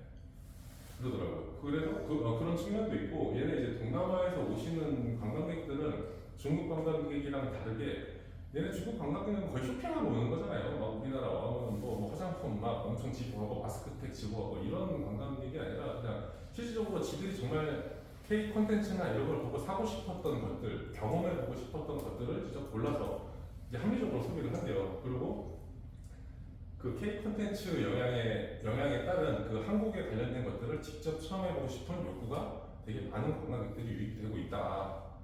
그래서 그러면은 이거를 이제 먹을 것과 연관을 해서 생각을 해보자. 그러면 앞에서 얘기했던 이게 앞서 그 연구했던 그런 식생활 라이프 스타일이 국내에 한정된 연구들은 아니에요. 다 해외의 레퍼런스들을 다 참고했던 연구들이기 때문에 여기서 얘기하는 식품 탐험형, 트렌드 추구형, 편의 추구형, 요리 추구형 이게 그 인간들한테도 똑같이 갖고 있는 식생활 라이프 패턴이랄 거란 말이죠. 그래서 제가 생각할 때는 이제 한국식 할랄 푸드 그리고 현지인 입맛에 맞는 그런 한국식 체험형 식당이 있으면 명동 같은데 되겠는데? 이 생각이 일단 들었어요.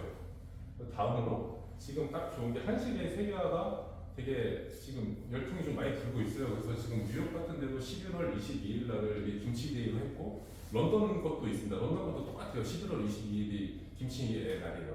그러니까 그 정도로 그러니까 세계에서 정말 큰 1, 2, 3위의 도시에서 김치의 날을 만들었다. 그럼 진짜 의미가 한국 음식에 대한 그 위상과 이런 것들이 높아지고 있는 거죠. 그리고 지금 이거 보고 깜짝 놀랐는데 옥스퍼드 영어사전에 한국어 26개가 우리나라 말.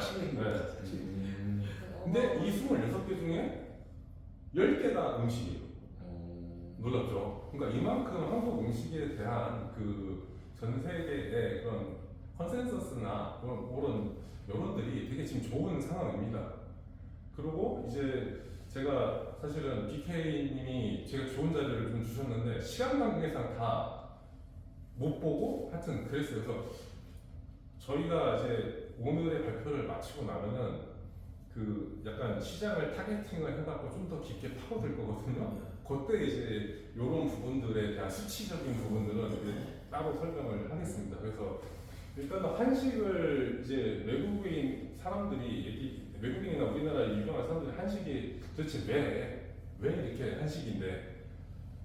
그러니까 저는 이 말이 저 첫 번째에 있는 그 뉴욕대학교 교수인데 한식은 맛을 평가하는 순위에서는 가성비가 최상위에 위치해 있다. 그러니까 이게 뭔 얘기인가 얘가 한 그 칼럼을 보면은 그렇게 써 있더라고요. 그러니까 한식당을 가서 밥을 먹는 것과 일식당을 가서 뉴욕에 있을 때 예를 들면 그럼 일식당에서 사시미 좀 썰고 초밥 좀 몇 개 먹으면은 인당 한 300불을 내야 되는데 한식은 고기 먹고 네, 고기 먹고 뭐 먹고 하면은 뭐 인당 300불이 아니라 한 테이블에 300불이면 끝난다는 얘기예요. 그러니까 가격 대비 품질과 맛이 되게 좋네. 그러니까 이 컨셉이 또 밀키트랑 맞죠. 가격적인 측면과 품질과 맛이. 그래서 이 말이 좀 되게 와닿고 이제 두 번째로는 이제 그 우리나라의 그 유튜버들처럼 미국, 유럽, 이런 동남아 이런 그런 유명 유튜버 애들이 지들끼리 한국 음식 만들어갖고 그거 올려갖고 막 레시피 보여주고 한국 음식 떡볶이 이렇게 만들어 이런 영상들이 되게 지금 유행을 하고 있대요. 그래서 근데 그거를 먹고 싶어도 뭐 미국이나 대도시들은 가능한데 동남아에는 그 식재료를 구하기가 힘들죠. 한국 소스 같은 거. 그래서 이제 그런 좀 니즈가 있는 상황이다. 그런 동남아 쪽에서도. 그리고 지금 이제 마지막 이 말이 해외 소비자들은 대다수가 현지 입맛에 맞도록 응용한 한식을 좋아하는 것이다. 한식은 한식인데 개량을 해야 된다. 이 말이거든요. 그러니까 제가 말씀드렸듯이 그 한국식 할랄 푸드에 대한 그 꼭지가 여기에 좀 맞는 느낌이 들어요. 그래서 종합을 하자면 자 우리가 밀키트가 뭔지 알았고 지금 시대적 배경이 이런 상황인데 그러면 뭘 할 수 있을까? 그래서 제가 생각하는 1단계는 일단은 국내에서 그 밀키트를 직접 만들어 갖고 먹을 수 있는 이런 그 식당 플랫폼을 이제 외국인 상대로 한번 열어봤으면 해요. 그러니까 테스트베드로 한번 해보고 그리고 이제 동남아 관광객들 사이에서는 그게 되게 구전 효과 입에서 입으로 전해지는 그러니까 우리나라 옛날 부모님들 예를 들면 동남아나 어디 갔다 오면 야 여기 이렇게 좋대 해서 그런 것처럼 아직도 동남아에서는 그런 입김이 되게 세다 그러더라고요. 그래서 일단은 저런 측면에서 일단 테스트베드 차원으로 진짜 그 뭐 K 콘텐츠 드라마나 이런 데 나왔던 위주의 밀키트들을 한번 쫙 깔아갖고 외국인들 왜냐면 바가지도 쓸 수 있고 하니까 지가 직접 떡볶이도 만들어서 먹어보고 그런 식당을 만들 때 거기에 이제 브랜딩이 좀 들어가야겠죠. 그 브랜딩이 들어간 뭔가 식당 플랫폼을 만들고 이제 두 번째로는 이거는 이제 BK님과 저랑은 좀 상이해요 순서가. BK님은 이제 동남아 쪽을 먼저 가고 싶어 하는데 저는 두 번째로는 이제 뉴욕이나 런던이나 파리에 여기서 이미 브랜딩된 그 플랫폼을 갖고 가서 한국의 음식을 직접 해먹을 수 있는 그 식당을 만들었으면 좋겠는데 이제 그 문제가 있죠. 뭐 문제가 있냐? 이제 음식을 수출하는 식품을 수출하는 게 쉽지가 않을 겁니다. 제가 그 나라 식품위생법에 뭐 콜드 체인에 그렇기 때문에 단독 지출이 힘들 거예요. 그러니까 현지에 있는 뭐 식품 유통사라든지 이런 애들이랑 뭐 공유 지분으로 뭐 50대 50 뭐 이런 식으로 해갖고 이 브랜딩을 해서 이런 선진국에 들어가고 이제 여기서 성공을 거둔다면 이 브랜드를 갖고 이제 동남아로 진출하는 거죠. 그렇게 되면은 제가 볼 때는 지금 이 식당 플랫폼이 그러니까 지금 또 대기업들은 사실은 그 해외 제품을 수출하는 게 쉽습니다. CJ 같은 애들은 너무 쉽죠. 지금 근데 우리나라 중소기업이 곰탕을 수출하려고 그러면 그 성분 뭐 일일이까지 다 못해요. 그러니까 그런 우리나라의 중소기업들의 밀키트를 역으로 또 수출을 해줄 수 있는 대행 플랫폼이 되는 거죠 어떻게 보면. 네. 그런 역할까지 할 수 있는 그런 뭔가의 그런 플랫폼? 아니 플랫폼이라고 해요. 하여튼 예. 모르겠어. 그게 플랫폼이라고 해야 될지 모르겠는데 어쨌든 그런 예. 그래서 이제 지금 계속 그것 때문에. 네, 네, 네. 그런 게 그런 걸 하면은 되지 않을까. 네. 그래서 저의 발표는 예, 이만 마치겠습니다.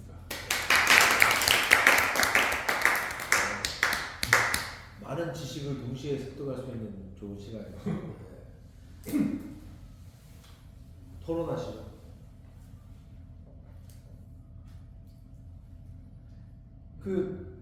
저 1단계 그 체험형 플랫폼이라는 얘기는 그러니까 우리가 요즘 많이 쓰고 있는 저기 온라인 플랫폼이 아니다, 그죠? 그렇죠. 네. 네, 네. 우리가 오프라인. 그러니까 식당인데 네. 주방을 사용할 수 있는 식당. 네, 주방을 사용할 수 있는 식당인데 거기에는 종류별의 밀키트가 밀키트 다 있고 조리기구까지 다. 그래서 뭐 한국식 조리기 뚝배기 그러니까 우리가 흔히 가서 마시는 세계 맥주 전문점. 네, 맞아요. 세계 맥주 전문점. 스탠드 아쿠아를 마시면 스탠드 아쿠아 잔이 나오는 거고. 네. 그러니까 뭐 삼계탕을 끓이고 싶으면 뚝배기. 그러니까 네. 얘를 고르면 몇 번 그릇을 갖고 끓여놔. 네. 뭐 이런 매칭이 되게. 네. 그러니까 뭐 그런 약간 이거는 이제 보냈는데 뭐 소고기를 사가지고 직접 우리가 구워서 먹는 그런 그거랑도 다르죠. 아니 그러니까 네. 약간 네. 그러니까 우리가 사가지고 네. 뭐 해먹는 네. 그런 장소. 그러니까 밀키트는 지금 밀키트 판매점처럼 다 이렇게 있는 거고. 네, 맞아요. 네. 그거를 집에 가지고 하는 게 아니라 네. 그 자리에서 이제 각자 해 먹을 수 있게. 네. 예를 들어서 이런 테이블이 있으면 옆에 싱크대 뭐 이렇게 네. 조리하는 그 장소까지 같이 있어야 여러 팀이 한 번에 이용하죠. 그러니까 패스트푸드처럼 물론 뭐 그런 뭐야 짬 처리하고 이런 거 뭐 어딘가 그 장치를 만들어 놓고 그거는 이제 직원들이 외국인을 써도 되잖아요. 뭐 걸어서 뭐 설거지 하고 이런 거는 크게 문제 안 될 것 같고. 네. 그러니까 그거 치우는 것까지 치우고 설거지하는 것까지 하면 안 돼요. 그래, 내가 하는 네, 거고 퇴식구가 있어서. 네. 근데 내가 그 밀키트가 지금 이제 이렇게 있잖아요. 있는 거를 집에서 보통 가져가서 하는 건데 네. 그거를 집에 가지고 않고 식당에서 한다. 네. 근데 이제 그게 이제 저는 처음에 시작은 한국이었으나 한국 사람 대상이었으나 지금 이런 시대적 배경을 봤을 때는 외국인 관광객 상대로 테스트 배드를 해보면 그게 제일 좋지 않을까라는 생각이. 그러니까 일종의 세미 쿠킹 클래스. 네, 맞아요. 네, 네. 그러니까 왜냐면 외국인들 동남아 시커먼 애들이 식당 가고 밥 먹으면은 그게 진짜 그 뭐 없어지긴 했지만 식당에서 그만큼의 서비스를 안 했을 거라고 보거든요. 그러니까 차라리 진짜 그냥 검증된 밀키트를 직접 끓여 먹는 게 오히려 자기가 뭔가 한국 음식을 만들었다고 할 수 있는 그런 성취감도 있고 네. 한국 문화를 체험했다는 뭐 그런 부분이 있지 않을까 싶어갖고 이왕하게 된다면 저는 외국인만 상대로 해보고 싶습니다. 그래서 저도 생각을 했었는데 처음에 그 밀키트 공유 주방형을 생각을 했을 때 물건을 팔아야 되는 거고 물건을 팔면 그 주방을 이용을 하는 거잖아요. 네. 그래서 국내 우리나라 사람들한테 그게 안 통하겠다 생각했거든요. 그래요. 네, 근데 이제 외국인을 대상한다는 게 되게 아이디어가 좋고 외국인은 기꺼이 그 지불할 것 같아요. 네, 그 장소 이용비를 외국인은 관광으로 온 거고 어떻게 보면 이거를 하나의 체험이라고 생각하기 때문에 외국인으로 상대하는 그 대상은 굉장히 아이디어는 좋은 것 같아요. 왜냐면은 여행사들이 주방을 프로그램으로 짜기가 괜찮은 네, 기분인데. 괜찮을 것 같아요. 네, 괜찮을 테니까요. 따라 대형으로 좀 이렇게 한때 우리나라에 단체 관광객 한참 왔을 때는요, 진짜 몇 층짜리 그 외국인 전용 그 관광객 전용 식당이 잘 성황리에 운영이 됐었죠. 네.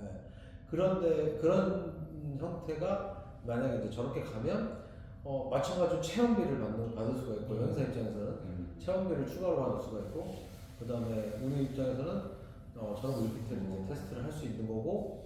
근데 여기서 제가 생각할 때 괜찮았던 거는 할랄 밀키트예요. 그것도 서로 본 할랄 인증받은 밀키트를 한식 밀키트를 개발하면 없는 걸로 알고 있어요. 엄청 잘 팔리지 않을까. 수출 나가는 데는 굉장히 도움이 되지 않을까. 네.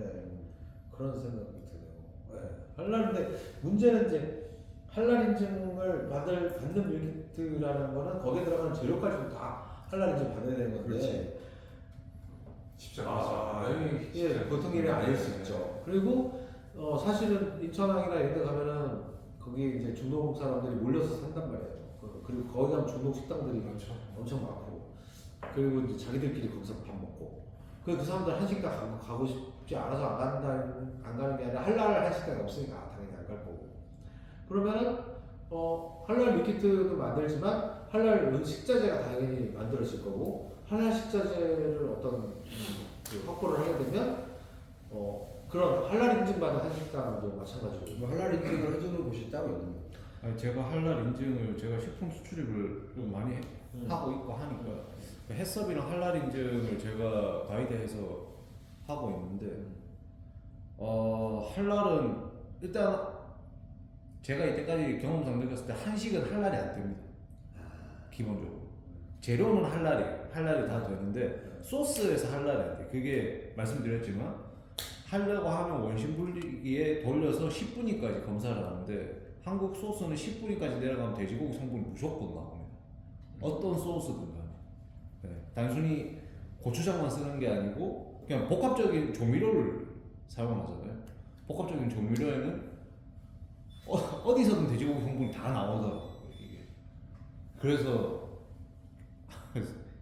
그러면은 합성 감미료에 합성 감별로 안 쓰면 되잖아요. 합성 감미료 그러니까 이제 거기 합성 감미료도 말 그대로 케미칼만 있는 게 아니고 그 이제 10분위까지 내려간다는 거는 이제 어떤 이제 라면 소스가 있다, 액상 소스가 있다고 하면 거기에는 뭐 고추장이든 설탕이든 감미료든 뭐든 이렇게 다 들어갈 거지 않습니까?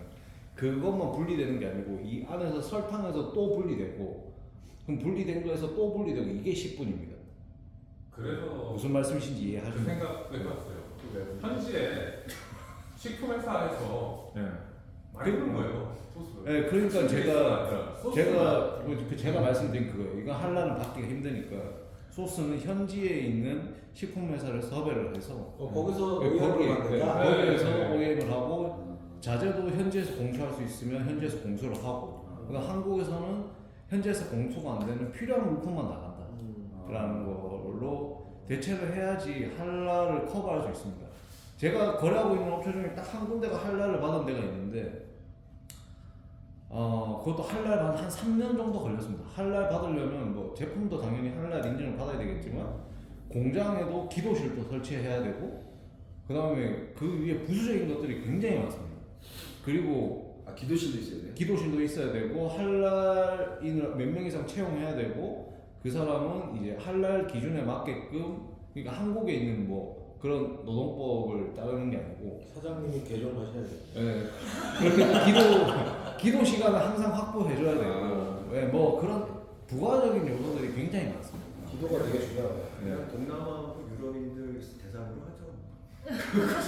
근데 이제 동남아에서 그렇기 때문에 할랄을 받으면 좋다는 거죠. 정세력 이렇게 그거를 성공해놓고 인도네시아가 할 수 있는 거는 진짜 이제 중국, 베트남 끝나고 이제 다음 아시아의 최고의 시장이 될 부분이라 근데 인도네시아는 저도 자카르타를 거의 10몇 번을 갔지만 진짜 사람이 진짜 많아요. 거의 한 4억 되죠 지금 미국.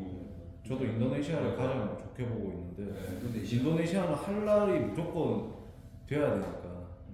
인도네시아가 할랄을 해야 돼요? 네, 인도네시아. 인도네시아에서 만들면 되는데. 아, 네. 그러니까 근데 말레이시아. 또 이제 컨셉과 저촉되는 게 난 제조는 안 할 거예요. 이 베이스인데 그렇게 되면은 난 제조를 해야 돼가 되거든요. 소스만이라도 아니 OEM으로. 그러니까 그 현지에서 소스 같은 OEM이고 경우는 그거 그러니까 만드는 것만 코칭을 하면 되니까. 그래서 뭐 진짜 인도네시아에 우리나라 한식 연구가처럼 그런 사람들이 있을 거 아닙니까? 그런 사람들 섭외해놓고 앉혀놓고서는 부대찌개 있었으면서 그렇게 해갖고 현지화를 시키면 그거 될 것 같아요. 그렇지. 그러니까 거기 할랄 받은데도 소스가 할랄을 받으려고 하면 그 맛이 안 나서 3년 동안 연구 개발을 계속 한 거예요.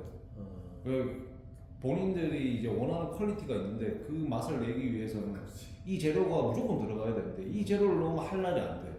그럼 도대체 이걸 뭘로 할 것인가에 대한 그 기술 개발과 고민과 그게 돼서 이제 3년이 지나고 나서 할랄을 받긴 받았죠. 할랄을 받긴 받았는데 거기 메뉴가 그건 떡볶이입니다. 떡볶이는 이제 합성 소스가 들어가잖아요. 근데 거기 이제 할랄 인증을 받았는데 이제 할랄 근데 그 비용을 아직까지 다 못 뽑아. 수출은 활발하게 수출은 활발하게 일단 하고 있긴 한데 거기 그 국가에 대한 포지션이 좀 많이 좀 낮고 많이 좀 낮고. 근데 이제 우리 좀 소개 좀 해줘요. 우리 투주 좀 하게. 알겠습니다. 뭐 독점 없으면 되잖아. 그것도 그런 거예요. 그 내일 네, 알겠습니다. 할랄도 볼게. 많이 팔게. 괜찮네. 돌아갈 것 같아. 아 그럼 인도네시아하고 말레이시아가 그 할랄 인증 인도네시아는 거의 대부분 무슬림이고. 거의 절반 이상 될 거예요. 아 인도네시아가요? 너 처음 어쨌든 이게 지금 이게 그 컨셉은 그러니까 국내에서 외국인 상대로 체험형 그 레스토랑을 하는 거죠. 체험형 레스토랑. 그 저기 쿠킹 클래스. 밀키트를 활용한 쿠킹 클래스가 되는 거고. 예를 들면 뭔가 고유 명사를 만드는 거죠. 예를 들면 홍대 포차야. 예를 들면 그럼 걔 홍대 예를 강남 하면 알잖아요. 웬만한 외국인들도. 그럼 그 브랜드를 우리 도장깨기 해외에서 여기다가 쓰잖아요. 짜고 네. 믹스를 시킬까요? 우리 도장깨기도 어떻게? 아니 뭐 그- 랭킹을 저희 괜찮은 거는 하여간 할랄 밀키트는 굉장히 밀키트 괜찮아요. 굳이 꼭 한식 아니더라도 네. 예를 들자면 우리나라가 일식 잘 만들거든요. 그렇죠. 이제는 중식도 좀 잘 네, 만들고. 그렇죠. 근데 중식은 좀 힘들고 일식을 할랄 일식으로 어떤 거 선택해서 우리나라에서 만들었잖아요. 뭐- 왜냐하면 희한하게 이렇게 해외에서 우리나라에 인파이어 들어오는 것 중에 일본 음식을 한국에서 보급해달라고 하는 데들도 꽤 있더라고. 그러니까 영국에 가면은 와사비라는 식당이 있어요. 그게 뭐 초밥을 파는 김밥 천국 정도 보시면 되는데 네. 한국 사람이 있더라고요. 그러죠. 네. 그래서 걔네들은 뭐 한국인이 해도 뭐 한국 음식, 일본 음식 다 같은 게 아니야. 그러니까 그것도 좋을 것 같습니다. 어쨌든 오늘 그 일단은 지식의 내용이 좀 많았어요. 그 발표에 그 많은 걸 느낄 수 있었던 것 같고 충분히 디벨롭을 앞으로 시킬 수 있는 내용이 아닐까. 네, 수고하셨습니다.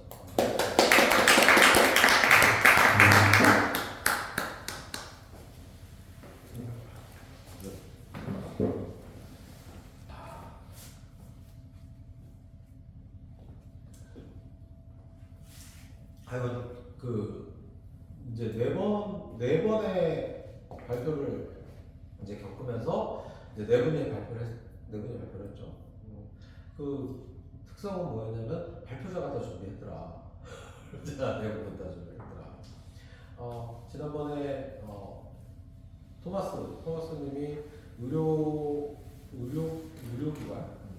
의료기관 플랫폼에 대해서 이제 발표를 하셨고 그 내용 중에 사실은 이 합법과 불법 사이의 문제 때문에 현실화시키기 어려운 부분에 대한 고민들이 들어 있었고 그 다음에 우리 DK님은 이제 미래산업 중에 하나의 가장 전망이 밝다고 생각할 수 있는 스마트팜 비즈니스에 대해서 조사를 하던 중에 국내 시장과 국내 스마트팜 선도 기업들을 열심히 조사를 하다 보니 우리나라에서 이걸 어떤 괜찮은 비즈니스로 만들기에는 상당히 어려운 부분이 있더라라는 그런 데이터를 뽑아내신 게 있었고 그 다음에 오늘 이제 기업티브팀에서 이게 아픈데 기업티브팀에서 그 도장깨기 어플리케이션 개발에 대해서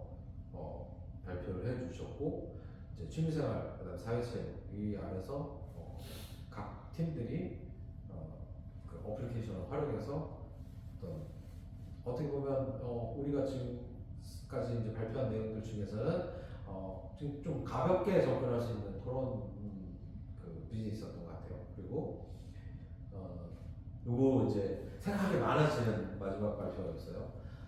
네오님이 밀키트 공유주한 플랫폼에 대해서 발표를 하셨는데 이거 굉장히 확장성이 많을 수도 있고 변형할 수도 있는 부분이 굉장히 많을 것 같고 이거 이렇게 우리가 이렇게 토론을 계속 진행하다 보면 뭐 다양한 모양으로 만들어낼 수도 있지 않을까 이런 생각이 들어요. 이것뿐만 아니라 우리가 발표했던 모든 것들이 다 그랬던 것 같아요. 스마트팜 분야도 마찬가지로 지금 현상만 놓고 봤을 때는 어떤 숟가락 놓기가 굉장히 힘든 필드인 것처럼 보이지만 또 우리가 어떻게 변형하고 생각하느냐에 따라서 충분히 가능성 있는 필드가 나올 수 있는 부분이고 그래서 또 각각의 성격들도 충분히 나온 것 같아요. 그 전에 우리가 앉아서 대화할 때하고 한 명씩 나와서 발표할 때하고 보면은 자료를 준비한 것도 그렇고 발표하시는 것도 그렇고 아이템을 끌어오신 것도 그렇고 보면 개인적인 특성과 장점과 강점 뭐 이런 것들이 제 눈에는 조금씩 보이는 것 같아요. 그래서 일단은 데이터 수집과 그거에 관련돼서는 요 팀 좀 센 것 같아요. 데이터 수집하고 정리하는 부분에 대해서는 우리 BK하고 레오님 팀이 조금 그런 부분이 좀 있는 것 같아요. 그리고 현실화시키는데 어려운 부분을 해결하는 능력은 또그 기업티브 팀에서 또 있는 것 같고 그리고 다음번에는 이제 에드워드가 마지막 발표하게 될 건데 그런 발표들이 끝나고 나면 제가 한번 정리를 할게요. 정리를 해서 어떤 아이템을 우리가 조금 더 깊게 토론하고 변형시키고 발전시키고 할 건지에 대해서 우리가 이제 토론을 통해서 그걸 표를 만들어서 제가 단톡방에 공유를 해드릴 수도 있고 당일날 얘기할 수도 있는데 하여튼 다음번 발표 끝나고 나면 다시 한번 더 다른 생각을 해볼 수도 있지만 지금까지 나온 거 가지고 그 중에 한 가지 딱 한 가지만 1차로 골라서 다 탈락이고 합격이고 이 얘기가 아니라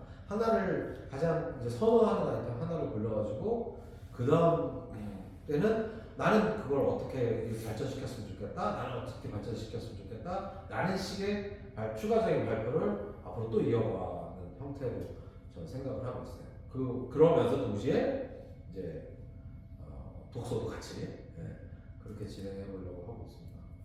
늘 바쁘고 힘드시겠지만 우리가 이미 이제 시작을 했고 그 다음에 혹시 주변에 동참하고 싶은 지인이나 아니면 그런 분들이 계시면 항상 열려 있으니까 아직 자리 있잖아요 우리. 그러니까 모셔와도 상관없습니다. 대신에 이제 우리는 발기인이기 때문에 누구를 모셔오겠다라고 이렇게 딱 하면은 다 같이 이제 찬반 투표를 해갖고 받아들인다 해갖고 이제 그렇게 했으면 좋겠어요. 그렇게 왜냐면 우리는 이제 동지애를 가지고 쭉 갈 거니까. 그리고 여러분들 본업에 있어서도 본인이 고민이 되는 부분이 있거나 갑자기 하다못해 화장실 가서 똥 싸다가 떠오르는 아이디어나 이런 거 그냥 우리 단톡방에 공유해서 서로 토론하면서 계속 새로운 생각들을 하면서 발전할 수 있는 그런 우리가 되었으면 좋겠습니다. 아니 아까 레오님하고 얘기하다가 레오님이 고민하고 있는 부분들도 한번 끄집어내서 같이 이야기 나누는 것도 어떨까 싶기도. 그렇죠. 네. 레오님뿐만 아니라 고민들 다 있잖아요. 고민 다 있으니까 그런 거를 대해서 그러니까 해결해줘야 되겠다. 이런 생각도 감사한데 해결해줘야 되겠다라기보다 그러니까 내가 생각하지 못했던 타인의 생각도 들어보고 그 다음에 그런 얘기들을 주거니 받거니 하면서 뭘 알 수 있냐면 해결책도 알 수 있고 그 다음에 내가 좀 더 생각해야 될 부분도 알 수 있고 내가 좀 부족한 부분도 알 수 있지만 또 같이 하는 사람들의 어떤 장점을 가지고 있고 어떤 강점을 가지고 있는지도 우리는 알 수 있어요. 네.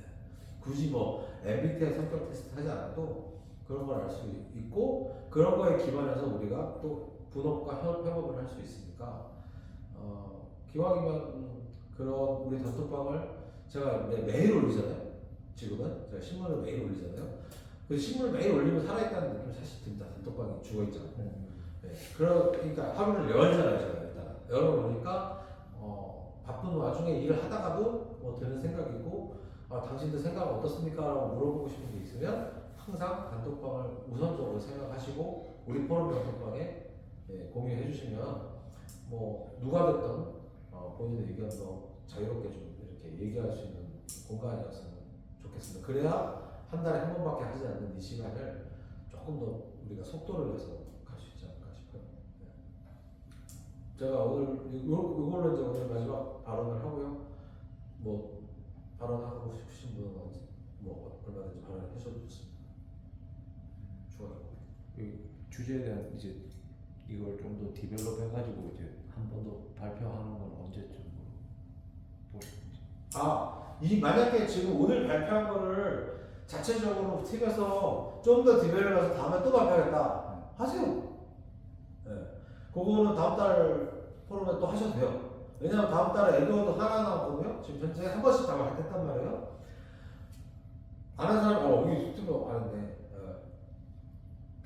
네. 조별로 하는 조언을 하는 거니까 뭐 하나 하셔도 돼요. 근데 지난번에 그러니까 스티브 에드워드 조도 토마스 에드워드 조도 토마스가 발표하고 그다음에 사실 결론 안 난 내용이다 보니까 에드워드가 또 하려고 했었는데 오늘 뭐 뮤직비디오 촬영 때문에 못 오고 그래서 다음에 보고 하셔도 되고 저는 에드워드한테 뭘 발표하라고 얘기를 할 거예요.